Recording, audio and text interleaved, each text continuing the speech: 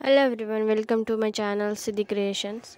तर मी आज तुम्हाला या व्हिडिओमध्ये जे सिंपल कटोरी ब्लाऊज आपण शिवतो त्याची तुम्हाला मी पेपरवर ड्राफ्टिंग करून दाखवणार आहे. तर मी पेपर कट आधीच करून घेतलेली आहे, तर त्याची ड्राफ्टिंग तुम्ही कपड्यावर कशी करू शकता हे मी तुम्हाला सांगणार आहे. तर योगपट्टीचा पार्ट आणि बॅक पार्ट आहे ना, तो माझ्याकडून आधीच कट झाला होता. क्लिप त्याची ॲड झालेली नाही आहे, तर त्याचा व्हिडिओ तुम्हाला त्याच्याबद्दल सांगून देते. ह्याच्या योगपट्टीचा भागात होती तुम्ही जशी तुमची पेपर कटिंग आहे तंतोतंत तुम्हाला जसा कपडा जिथे तुम्हाला उरेल त्या ठिकाणी ठेवून तुम्ही हा योगपट्टीचा पार्ट कट करू शकता. आणि बॅक पार्ट आहे तुम्ही जिथं फोल्ड भाग असतो म्हणजे बंद भाग ज्या साईडला असतो त्या साईडला ठेवून तुम्ही ब्लाऊजचा बॅक पार्ट कट करून घ्या. आता आपला योगपट्टी कट झालेली आहे आणि ब्लाऊजचा जो मागचा भाग असतो तो पण कट झालेला आहे. आता आपले साईड पीस राहिलेला आहे, स्लीव्ज राहिलेला आहे आणि कटोरी राहिलेला आहे. तर आपण सगळ्यात आधी स्लीव्जची मार्किंग करून घेऊन घ्या. आता आपण स्लीव्जची मार्किंग करून घेऊ. तर सहसा तुम्ही जेव्हा पण सरळ रेषा आखायच्या असतात तेव्हा किंवा तिरपा रेषा आखायच्या असतात तेव्हा तुम्ही स्केलचा वापर करू शकता. जर का तुम्हाला हाताने जमत असेल तर तुम्ही हातानं बी करून घेऊ शकता. आणि माझ्याकडे मी सध्या स्केल आहे तर मी त्याचा वापर करते. आणि आपल्या जी आपण पेपर कटिंग करून घेतलेली आहे त्याच्यावर तंतोतंत आपण कापड ठेवून आणि व्यवस्थितरित्या त्याच्यावर आपण आता कापडावर मार्किंग करून घेणार आहोत. आपली जी वरची पेपरची ड्राफ्टिंग आहे ती हलली नाही पाहिजे, अशा प्रकारे आपल्याला मार्किंग केली पाहिजे. आता दोन्ही साईडनं 1.5 इंच मी त्याच्या मार्किंग करून घेणार आहे. ही आपली फिटिंगची मार्किंग झाली. आणि दुसरी जे लास्टची आहे ती आपली लुझिंग, म्हणजे आपण आपल्या ब्लाऊजमध्ये किती अंतरापर्यंत आपण लुझिंग देणार आहोत त्याची मार्किंग आहे.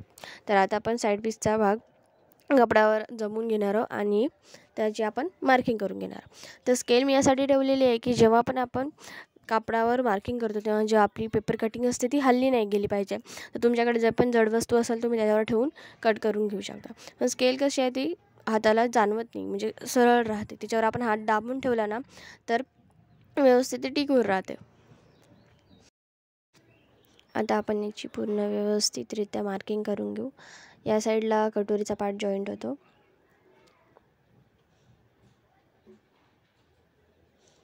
हळुवारपणे आखून घ्यायची, काही घाई गडबड नाही करायची, कारण घाईमध्ये तो कपडा आणि आपली जे आपल्या ठेवलेला पेपर कटिंग ते हल्ले जाते आणि त्याच्यामुळे मग कमी जास्तरित्या मार्किंग झाली जाते. ही आहे आपली आपण जिथून आपण शिलाई देणार आहोत आपल्या फिटिंगची तवाला. आणि त्यानंतर 1.5 इंच तुम्ही लुझिंग ठेवू शकता. तुम्ही 1.5 इंच ठेवू शकता, 1 इंच ठेवू शकता किंवा 2 इंच पण ठेवू शकता.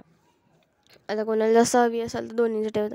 सहसा 1.5 इंच ठेवायची, कारण की जर का लुझिंग ठेवली ब्लाऊजमध्ये तर आपल्याला तिथे साईडला जोळ चालवण्यासारखा दिसतो, प्लेन दिसत नाही. आणि आता आपण कटोरीची मार्किंग करून घेणार आहोत.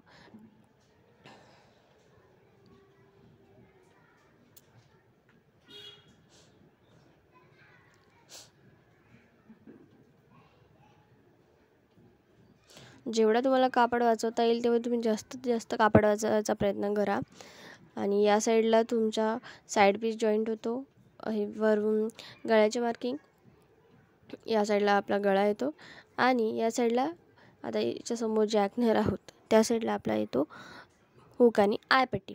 ही आणि झाला हुक आणि आयपट्टी या साईडला जॉईंट होते आपल्या ब्लाऊजमध्ये कटोरीच्या साईडला. तर आपण पूर्णपणे आपली मार्किंग करून घेतलेली आहे. तर आपण याची कटिंग करून घेऊया.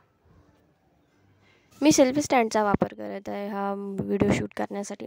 तर सेल्फी स्टँडमध्ये जो मोबाईल आहे तो व्यवस्थित बसत नव्हता आणि त्याच्यामुळे तो त्याच्या मोबाईलच्या वजनामुळे ते नेहमी स्टँड खाली पडत होता.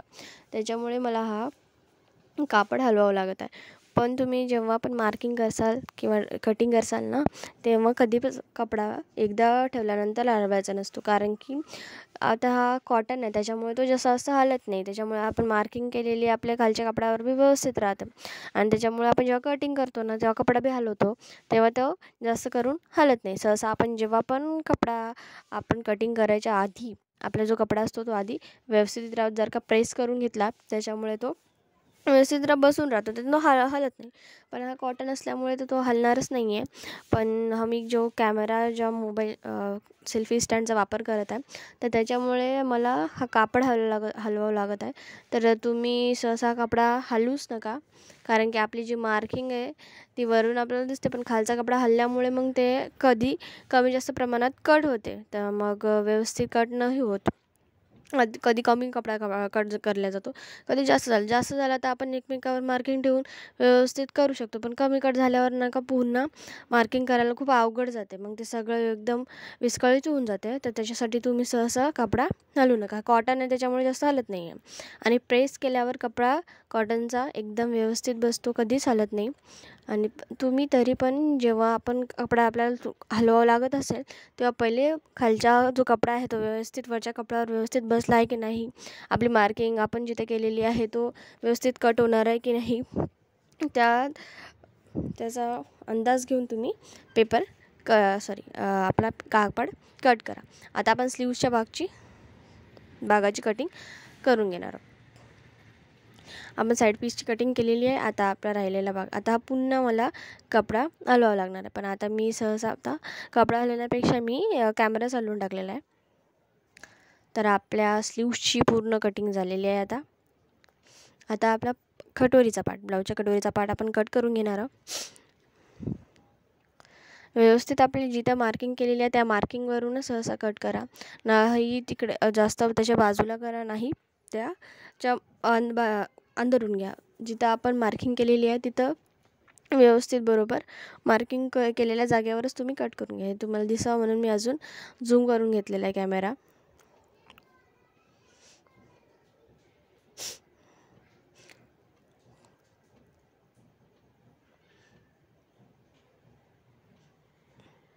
वरून इकडून आपला गळा येईल आणि हा आपल्या इकडून आता साईड पीस जिथून जॉईंट होणार आहे तो वाला आपण पार्ट कट करून घेणार. तर अशा प्रकारे कटोरीच्या ब्लाऊजची कटिंग आपण पूर्ण केलेली आहे. आता कटोरी पण आपली ब्लाऊजची कट झालेली आहे.